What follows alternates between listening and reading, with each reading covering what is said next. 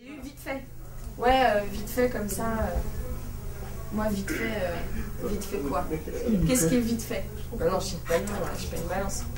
Mais vite fait, ça, on comprend. Mais c'est vrai que ça met tout de suite un climat familier. Il suffit que, là, en l'occurrence, j'étais une recruteuse cool. Il suffit que vous tombez sur quelqu'un qui s'est pas bien réveillé, qui a pas eu de prendre son petit déjeuner et qui est pas bien. Le vite fait, il va vous dire vite fait dehors. Voilà, donc ça peut vous retourner contre vous. Donc il faut juste faire attention. C'est vrai que des fois, quand la conversation se fait bien, du coup vous avez tendance à vous lâcher ou à oublier un peu. Faites attention toujours au langage que vous employez face à un recruteur. Même si on a pratiquement le même âge, même si il n'y a pas une grande différence et on peut vite oublier. Mais ça c'est super important. J'ai même eu un recruteur qui m'a demandé de quel signe astrologique j'étais. Et quand je lui ai dit que j'étais taureau, il m'a dit ah, désolé, je travaille pas avec les taureaux. Oh. Et là, vous faites quoi? Vous dites merci, au revoir? Bah non, vous vous battez. Vous êtes dans une soirée avec des potes, vous rencontrez quelqu'un qui dit ah, je viens d'acheter une maison, etc., etc. Le jour où tu vas vendre du photovoltaïque, tu vas dire ah, lui il vient d'acheter une maison. Je vais l'appeler, on sait jamais. Ça peut être un futur client. Pourtant, tu l'as rencontré autour d'un verre dans une soirée. Mais voilà, perdez pas de vue votre réseau pro. Et donc, depuis 2004, mon réseau pro, il est le même. Je le garde, je l'entretiens. Et ça passe par les petits coups de fil de la bonne année. Je ne vous dis pas de les appeler toutes les semaines pour savoir s'ils ont bien dormi. Mais voilà, ça montre que vous êtes toujours là. Le lien que j'ai avec l'association Degré Diversité. Donc moi j'ai connu l'association Degré Diversité déjà premièrement en venant en stage. Et j'ai tout de suite été charmée par cette association car ça me touchait de très près. C'est une association qui lutte pour plein de choses et moi ayant un enfant handicapé, j'ai trouvé une façon de pouvoir aider les gens dans une association, ce que je cherchais depuis très longtemps. Voilà.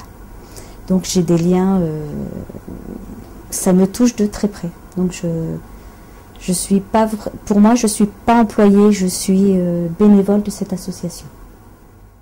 On arrête. On arrête. J'ai déterminé 3 environnements principaux de stress. Aujourd'hui, vous entendez à travers les médias beaucoup de choses sur le stress professionnel, le stress au travail. Oh, j'ai envie de dire, le stress n'a pas de frontières. Ça vient de l'extérieur, c'est-à-dire qu'il y a des événements extérieurs qui font que ça me donne du stress.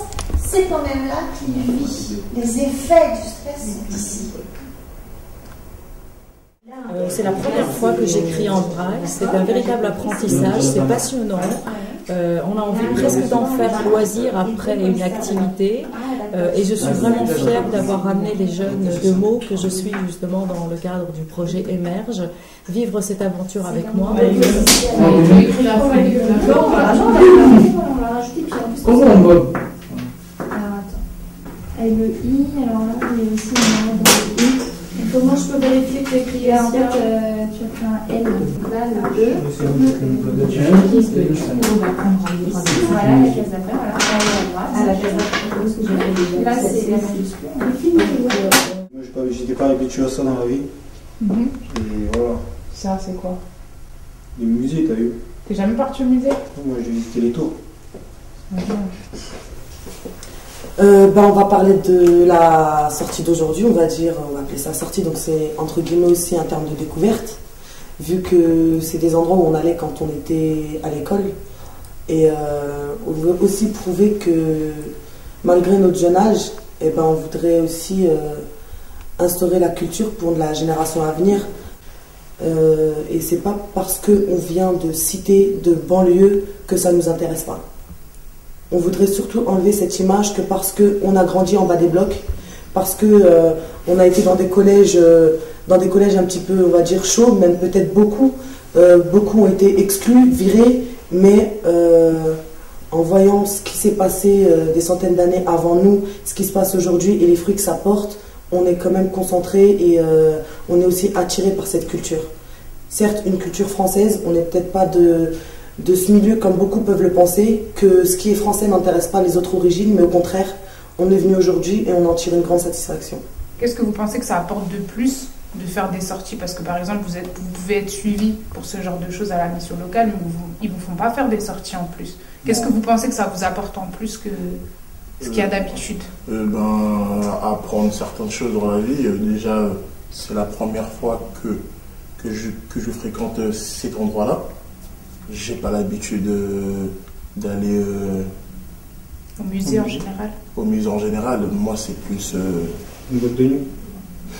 En gros oui, bon ça c'est plus le week-end. Dans la semaine, je suis plus sur Paris, sans plus à passer le temps à traîner, bon pas à traîner, après à fréquenter deux personnes, après voilà. Moi je voudrais faire un clin d'œil par rapport à Essia, c'est notre formatrice. Donc, pour aussi répondre et faire un clin d'œil à ta question, quelle est la différence entre ce qu'on fait nous maintenant dans cette formation? Donc, elle nous prend, elle nous forme, on est des diamants bruts, elle est en train de nous tailler et on la remercie beaucoup. C'est plutôt son travail, le travail qu'elle fait et le temps qu'elle nous donne et il n'y a pas de mots pour exprimer ce qu'elle fait en fait. Je me perds dans mes mots parce qu'il n'y a aucun mot qui peut décrire ce qu'elle fait. En gros, elle fait un travail de maman, en gros. C'est comme notre maman, elle est derrière nous. Elle nous motive et elle nous aide aussi. Elle nous aide aussi. Comment ça s'est passé après la formation? Après la formation, en fait, nous à l'origine, on devait juste faire la formation de 3 jours et le stage en entreprise chez L'Oréal. C'était ce qui avait été conclu avec la ville de Noisiel. Mais les jeunes ont souhaité, enfin nous les jeunes, on a souhaité poursuivre avec Essia Benassine, poursuivre sur le plan de l'insertion professionnelle. Donc vraiment trouver un emploi donc à partir du moment où on a fini le stage de 3 jours, la formation de 3 jours, chaque jour on venait à l'association. Mais pourquoi cette association et pas une autre? Pourquoi cette association? Parce qu'on m'a accueilli à bras ouverts. Tous les jours je venais à 9h, je repartais à 17h et voilà, j'avais la possibilité de faire ce que je voulais, j'avais mon poste de travail. Qu'est-ce qui te donne toujours envie de revenir ici? Pourquoi tu te sens si proche de... Je ne sais pas trop comment l'exprimer, mais c'est une association où on se sent compris parce que justement les personnes qui sont dans cette association sont passées par les mêmes difficultés que j'ai pu avoir. Et je ne sais pas pourquoi je reviens. Je ne sais pas du tout. Je te sens attirée. Je me sens bien. Je me sens en phase avec mes valeurs. J'ai la possibilité de faire ce que j'ai envie de faire. Voilà, on me laisse la possibilité de participer à des projets. Et ça, c'est quelque chose dont je rêve en fait. Et ils me laissent la possibilité de faire ça. Et aujourd'hui, tu fais quoi?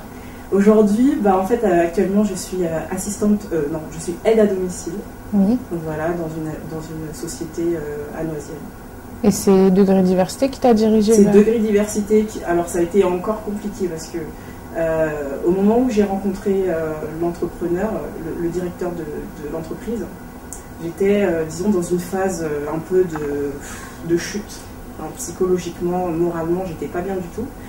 Donc la première difficulté pour ça a été que le jour où l'entrepreneur s'est présenté, je n'étais pas présente.